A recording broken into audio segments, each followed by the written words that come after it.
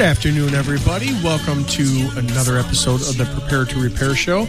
I am your host, Certified Plumbing Inspector, Plumber Steve, and joining me on today's show is Mr. Kevin Mathers with KGM Home Inspections. How you doing, Kevin? Good. Thank you for the opportunity to help us educate your listeners. Well, I'm glad to have you on. I wanted to have you on because of a news story that I posted on social media. You can, if you haven't seen it, you can see it on our Facebook page, Prepare to Repair. I posted it actually 2 weeks ago and I mentioned it briefly on not last week's show, but the week before that because we were off last week.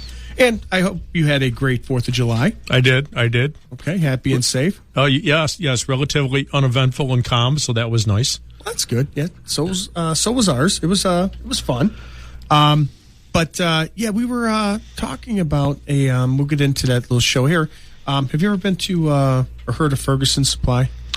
I've heard of them, but have not visited them yet.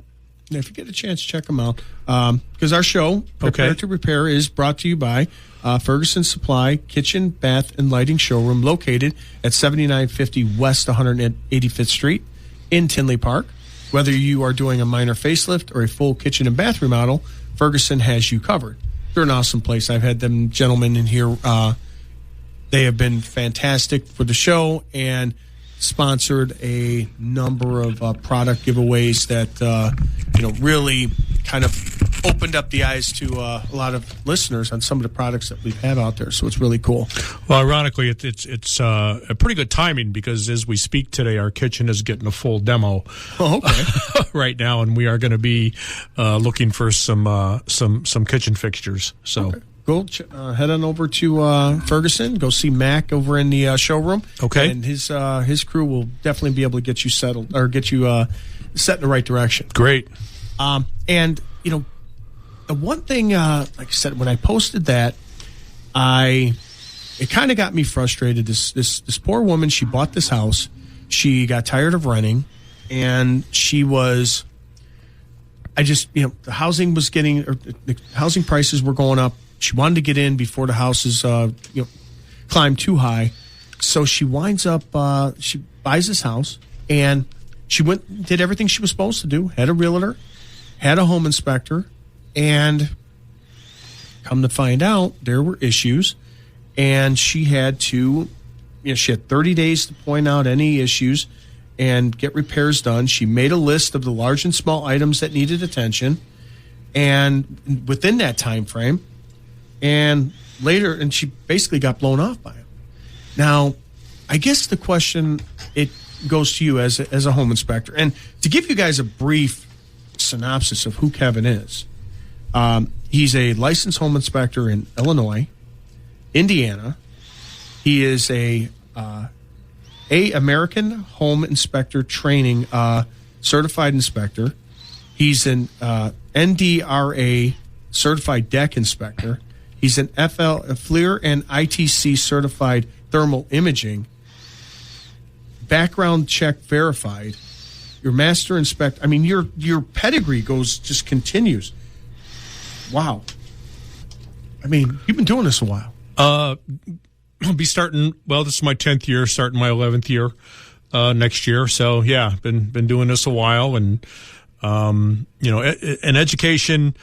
Not unlike plumbing or any other trade, if we don't stay up with the education, the changes, new product, new materials, new installations, right. We can't really serve our customer well. Exactly, and obviously you have the credentials to prove that you know what you're talking about. Now, you saw the news story as well as that when I posted out there, and what was your feeling on that? Well, I mean, you kind of go back and in today's market, you got people that's in a rush to try and get into the homes. It's from our viewpoint, it's still kind of a seller's market. It was more so last year and the last couple years. People are getting in, people are waiving home inspections. Homes are being sold as is. People are paying over list price because they really like the home. And, all these are contributing factors to once you get in and, once you get to the closing and you get handed the keys, you own it. Right. And pretty much whatever comes out at that point, when it comes to the home inspection aspect, and it says she had 30 days to point out any issues. That was to the contractor or the seller, I believe. Right. Yeah. That's correct. Yeah. And, she was blown off. Obviously I can't speak to that. And, a year later, the house is, literally starting to fall apart. This goes into rehabbing and flipping sometimes. And, a lot of times the quality just isn't there. The workmanship just isn't there. Right. And that's why I say, if you're buying a house that is had some work done, go do the extra legwork. Check and see if any permits were pulled, what type of permits were pulled for what type of work, and see if it matches up to what you saw that was completed. And if you have, it all checks all the boxes, then you can move forward. But if you don't see any permits and you see a whole house renovation, that would really start sending me some red flags, because now you're going to inherit whatever issues may have been done there. Right. Yeah. I mean, people go in, they get blinded by the stainless steel new appliances and the new countertops and the fresh paint. And that's all well and good. It's kind of what's behind the walls. And, home inspectors, unfortunately, we don't have a crystal ball or can see through walls. Sometimes I wish we could.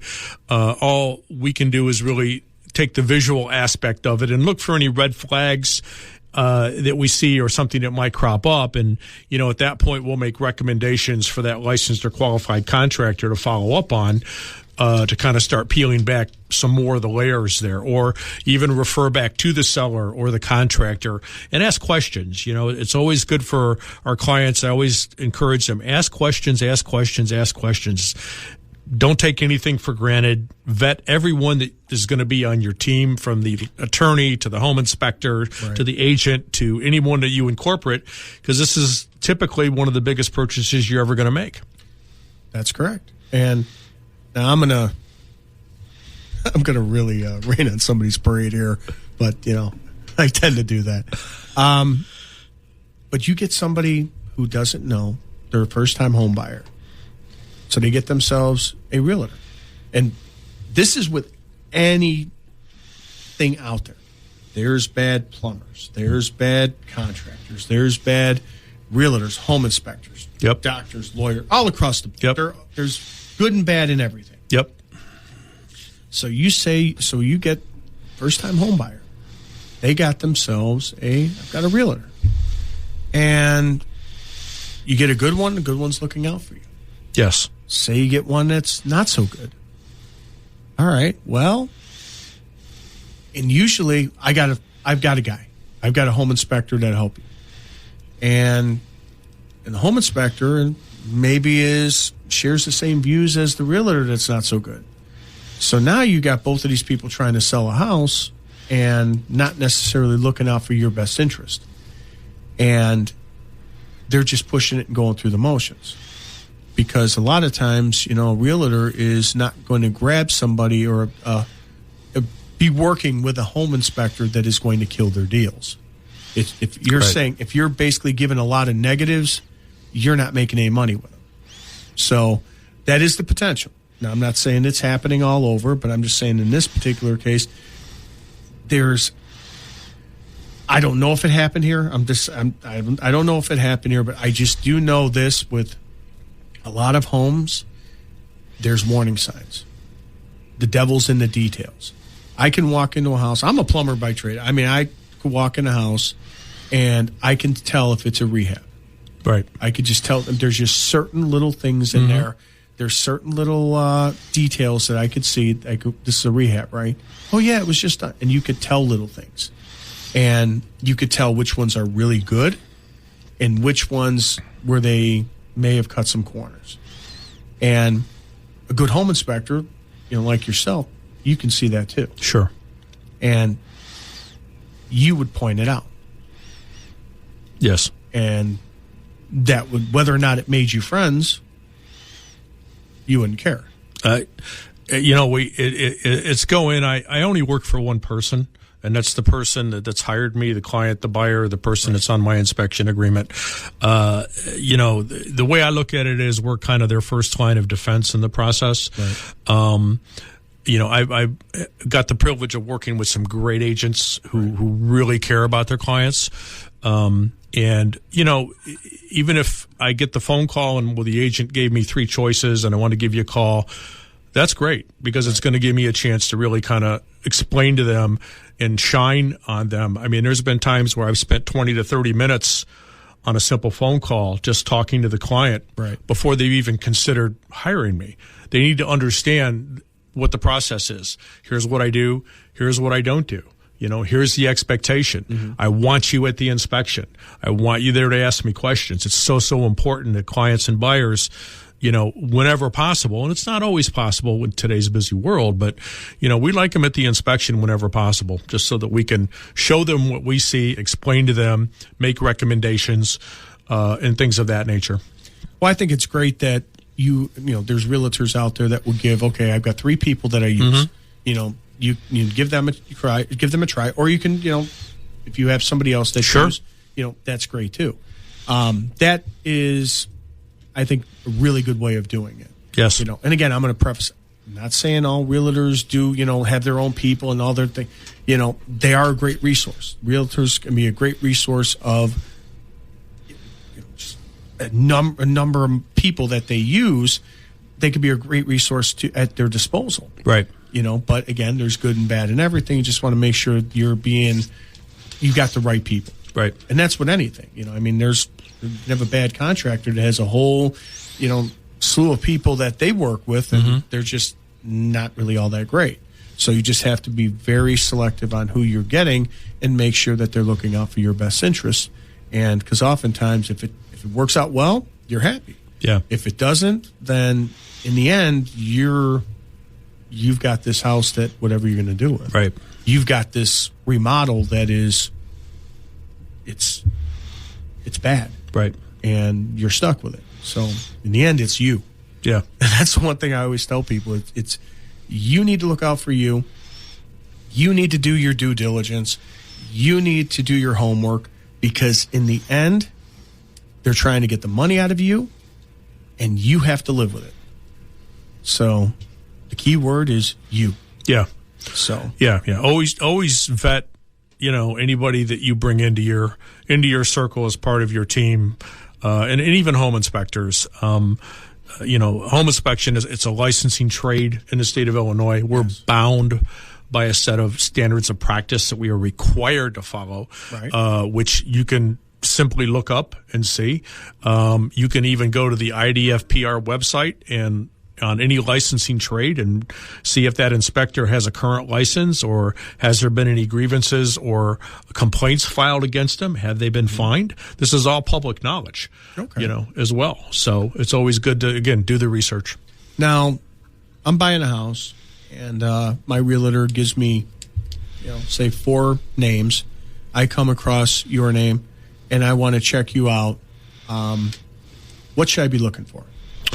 Well, again, current licensing, definitely, like any trade, on as we call it, the mom and pop business. I mean, I work for myself. Referrals, talk to other people as well. Have you used this guy? The length of time that they've been in, how many inspections have they done? Right. And I know that can be difficult for some guy just currently breaking into the business, but, I'm probably a little over 3,000 inspections over the last 10 years or so. Like anything else, experience comes with it. Where did I get certified at? Am I insured?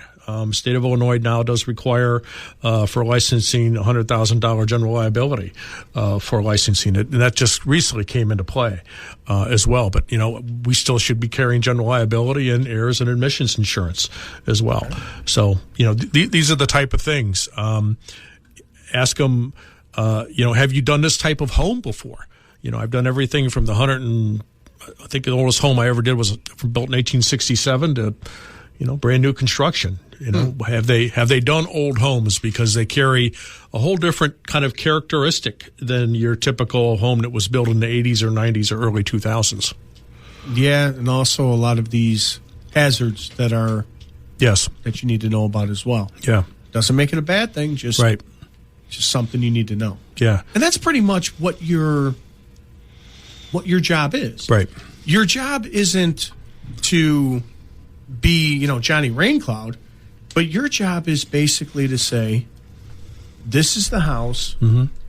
I had a conversation with your house, and this is what it told me. Yeah. And that's honestly, well put. Yeah. Well, I tell people, it's like, when I come to your house and I'm doing work, I'm doing what the house tells me to do. Right. This is what the house is going to dictate how we do this. Yeah. That's why your price is going to be different than your neighbor's house, because their house is going to tell me something different. Right. And they're like, well, they were built by the same builder and it's pretty much the same floor plan. Right. But your house has had a couple living in it for the last 20 years since it's been new. Your neighbor's house it's been living in there for the last 10 years, and you have a family of 5 living in there. So that house is taking a lot more use, and I don't want to say abuse, but it's a lot more use. It's lived in differently. Exactly. Yeah. Whereas it's going to be a different thing. So your price may be a lot more inexpensive because you're not going to have to spend the money to replace certain things because it isn't getting used as much. Whereas the other one is getting used more. It's basically the difference between products that are made for residential use and for commercial use. Right. Because residential use, they're used, for general use. Whereas commercial use, they are used for it's more frequent use. Right. It has to be more durable. So that's pretty much the difference between the two. You're listening to the Prepare to Repair show. I'm your host, Plumber Steve. Joining me is Kevin Mathers with KGM Home Inspection here on WJOL 1340. We are going to take a quick break, and when we come back, we're going to go a little bit more into what a home inspection actually entails. Welcome back to the Prepare to Repair show. I am your host, Plumber Steve. Back with me on the show is Kevin Mathers with KGM Home Inspections. And before the break, we were talking about home inspection, and basically we were discussing what the house does. The house tells pretty much Kevin what it needs to know, and you translate it back to the homeowner. Right. And from that point, they make a decision on where they want to go. Sure. So the house could be saying, well, I've been around I'm about, 60 years old. I am, I've got some issues. My water heater is not is getting kind of long in the tooth. So is my furnace. My foundation is, probably could use a little, checking out, and, maybe look at my hat, which is my roof, make sure that's looking okay, just little things like that. Just to put it in a, it's an oversimplification, but that's pretty much what you do. Yeah, we try and keep it simple. Again, our inspections are visual. They're a snapshot in time for that day. Right. Again, this we explain this to the clients is what it is, and we make recommendations based on what we see. Primarily also based on what we consider industry standards, the typical life of a water heater, furnace, AC, roof, windows, so forth, stuff like that. And it doesn't necessarily mean that, I've run across sometimes a water heater that's 30 years old, that's working great. Right. I'm still going to make a recommendation that, it possibly be evaluated, and maybe it should be on the radar because it's definitely been on borrowed time. But you know what? If it's working great, it's not leaking, it's in good shape, you continue to roll with it as well. But yeah, and that's pretty much what we do. Again, it's an overall snapshot of what you have. And again, we're not there to make the deal or break the deal. We're just there to provide as much information as we can to our client so they can make an informed decision. And it's up to them to determine what they may or may not want to fix or repair or replace. Right. Well, it's up to them so they know everything as much. They could be as informed as they can going into this purchase. Right. And they can make that adjustment or make that decision at that point. Right. And I think the more information you have, the better equipped you are to make the decision you want to make. And this is huge because this is a big purchase. Yeah. Now, I would say this, like you said about a water heater. I mean, there's houses that, depending on where you are, right, house could be 60 years old and it's on its third water heater. Yep. I mean, it all depends on the water quality, but you're right. It's just, and my brother bought a house. This was I'd say about 8 years ago, 10 years ago now, and the house was built in 1990. And we walked through the house, and I checked out the plumbing. And let me know if this is something you do, but I looked at it, and it was a one-owner house, and I'm looking at the fixtures. It was dated. I mean, it was but there was nothing wrong. It was in great shape. It was dated. Needed some updating on it. But all the fixtures were the original fixtures. The chrome shined like new. Wow. Everything shined like new. Everything was clean. It was just no pitting, nothing. It looked like they were brand new, but they were, old. They were old. And I told him, I said, buy this house. And he says, what do you mean? I said, if the wear items are in that good of shape. It's been well taken care of. It's been well taken care of. Yeah. I said, your pumps right off the bat, if you walk in a house, just right off the bat, replace the pumps. Yep. Replace the pumps. Just go in. Know you're going to do that because that's the best money well spent. But those are little things. Remember I said the house tells a story. Right. There's these little things. The devil's in the details.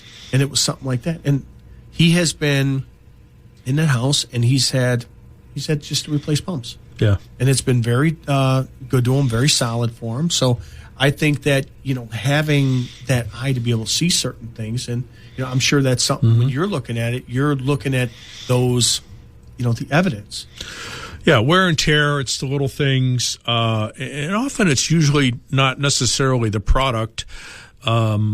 It's usually the installation. I mean, you can have a low-end product, and if it's installed properly, and if it's maintained, if it's a mechanical device, you can still get a lot of life out of it.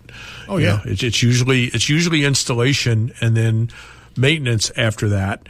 That is where things, sellers, and buyers, when they inherit the house, they tend to get in trouble with.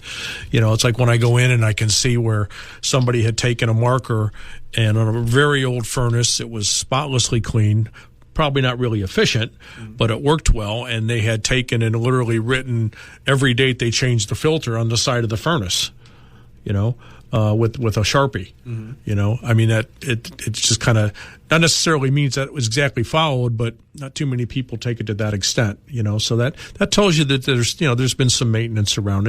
And like you said, it's usually very visible. You can tell when you walk into a house.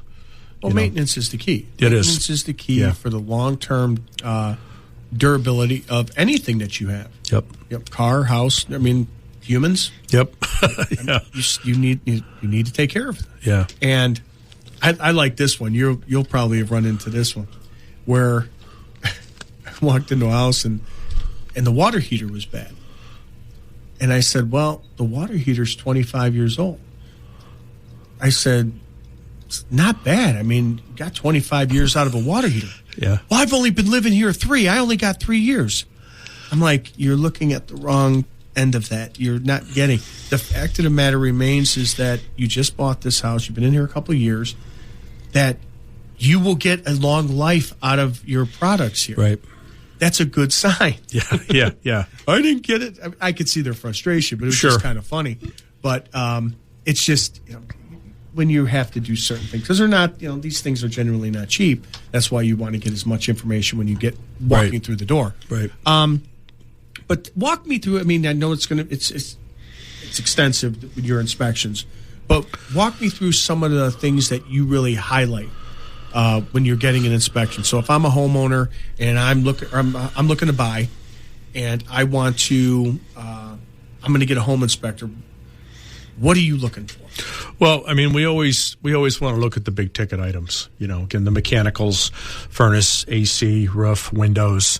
Windows can be a big ticket item as well. Of course, the plumbing. Again, what's visible to us. Foundation. Any foundation that's visible to us.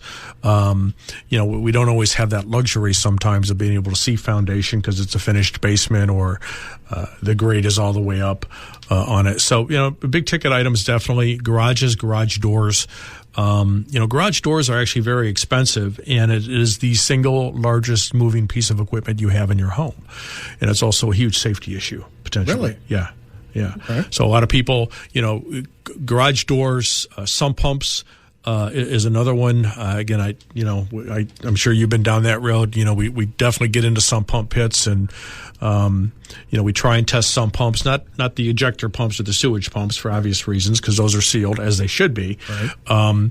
But you kind of hit on it. What normally one of the recommendations I always make, unless I know for a fact the pump is brand new, I usually recommend replace those upon possession of home, and have a licensed plumber evaluate, clean check the sewage or ejector pumps as well. Because again, we don't have visibility to those. We're not going to pull that lid off. We'll try and operate them by running a sink or a toilet or the laundry. Sometimes just to see if we can get them to activate. So that we can check the plumbing to make sure that they're not leaking. But, and then, then we go room to room. It's a room by room, top to bottom, attics.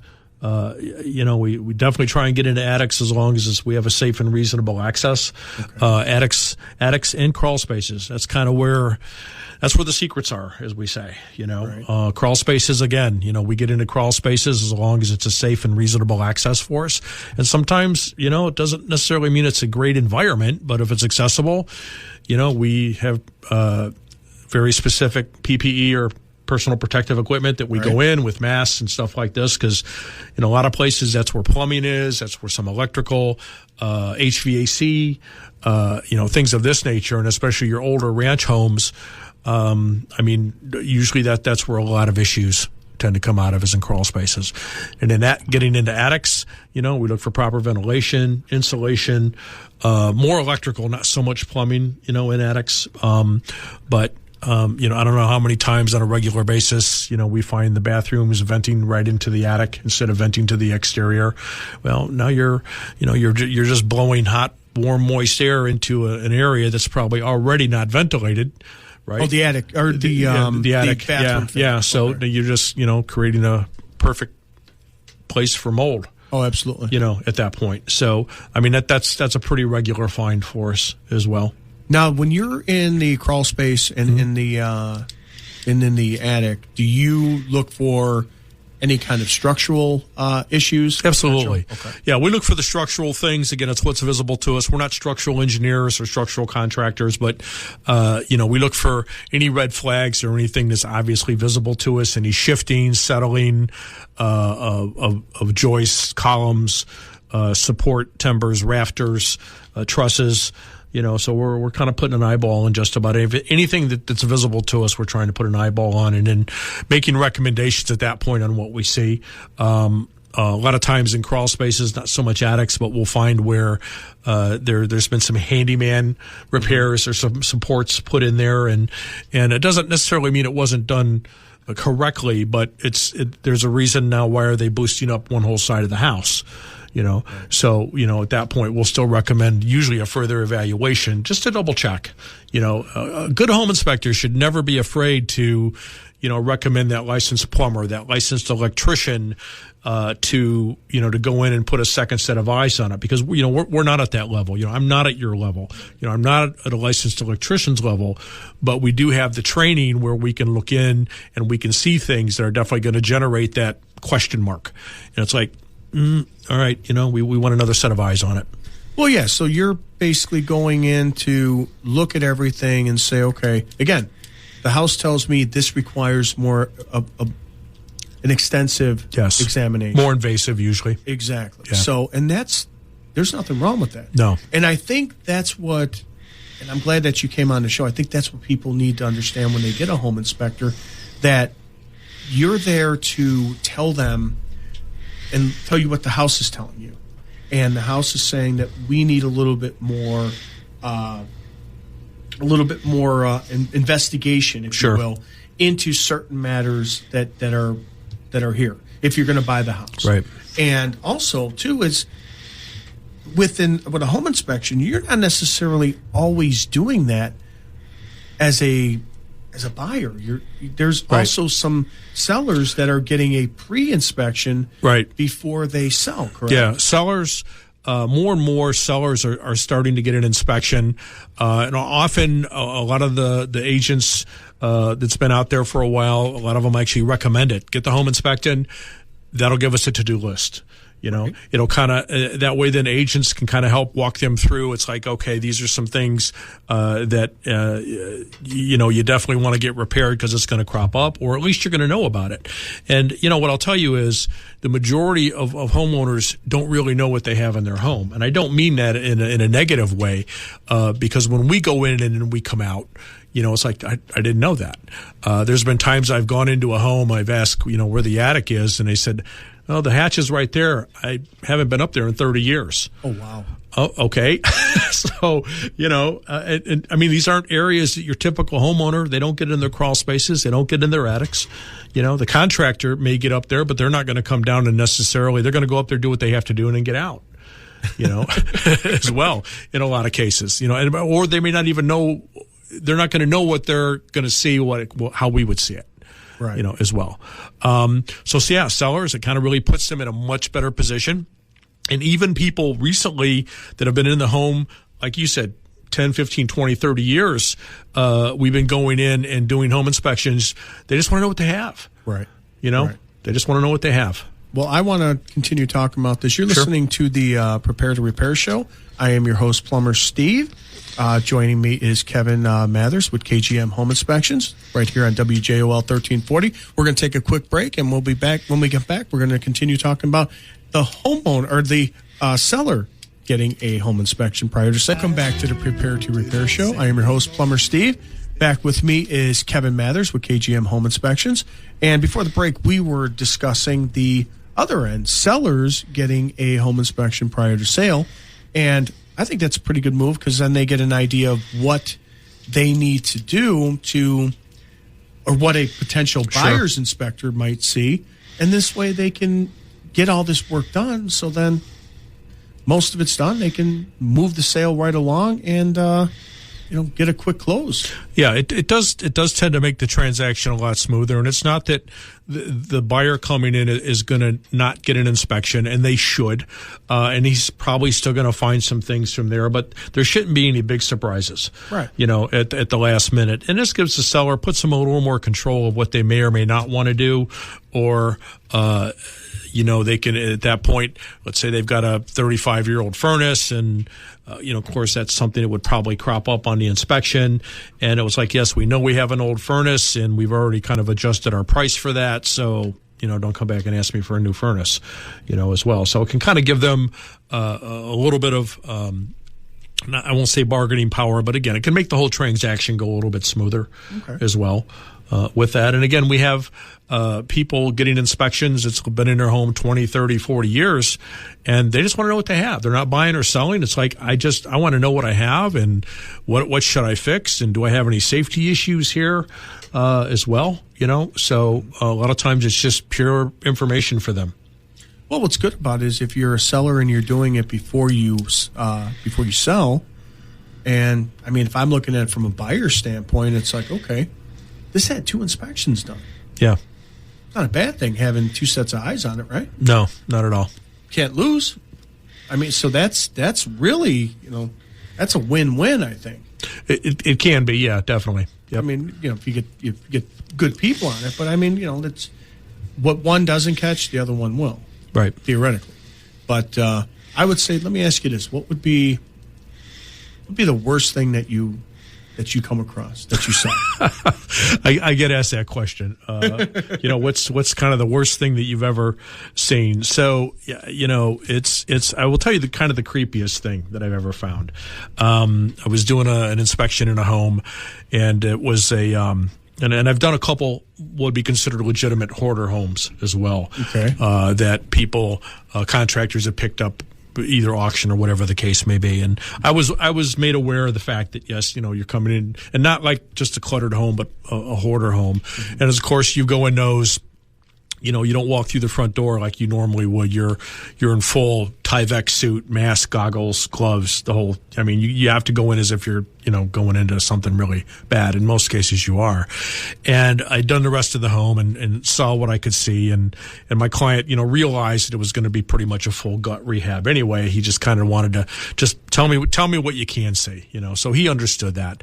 So I get into the crawl space, and the crawl space was fortunately very accessible. It was about 4.5 feet high, so it wasn't what we call a belly crawler. And so I was able to kind of duck walk around it. And, with inspections, most inspectors, they have what's called a flow. Whenever they can follow it, and it's usually to the left or to the right. And so I would go into the crawl space, and I would start my inspection to the left, and it was almost a full crawl space. So I'm going around the left side, and I'm finding some old cast iron drain lines in the floor, and come back around to the entrance. I'm going to make my way to the middle, and again, the crawl space was completely empty, full of cobwebs, old dirt floor. Okay, it was a very old home. When you say completely empty, I was going to say you thought. Well, yeah. And in the middle of the crawl space, dead center of the crawl space, so like if you were to draw an X from corner to corner, this would be the center, was an old-fashioned school desk. Okay. It was the only thing in the crawl space. Okay. Old-fashioned school desk. I mean, not set up. It was like where the lid flipped up, and it's like, okay. It was kind of creepy. Yeah. It was just finding a school desk and again, this was in the hoarder home, so it was kind of like that was a little. Yeah, that is. The more it was a little creepy, actually. Yeah.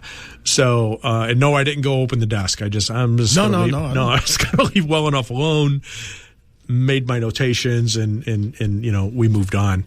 One other real quick story was I was, again, crawl space, and this is, the best stories usually come out of crawl spaces for the most part in attics. And kind of the same thing. I had my routine to go in the crawl space, nice clean cement floor crawl space, going through it. I come back out to the door, and I was just kind of frozen my tracks. And there was actually a full mortar shell. They had ordnance in there.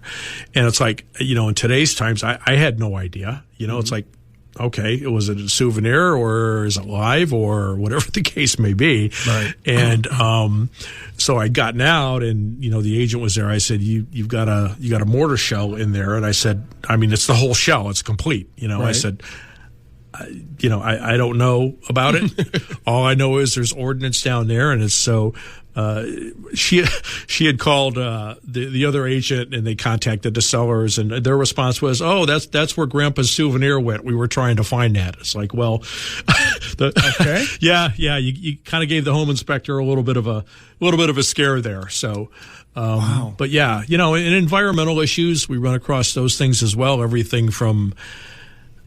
You climb into a crawl space and you come across a 5-foot snake skin, different types of things. So, environmental is often can be a big hazard to us. And of course, we don't stick around long for those. And, your older homes and, in plumbing, I'm sure you or your guys have run into, everything from cats, dogs, raccoons, skunks, of course, mice, a little bit of everything. So, Mother Nature tends to occupy some of the areas that we try and get into.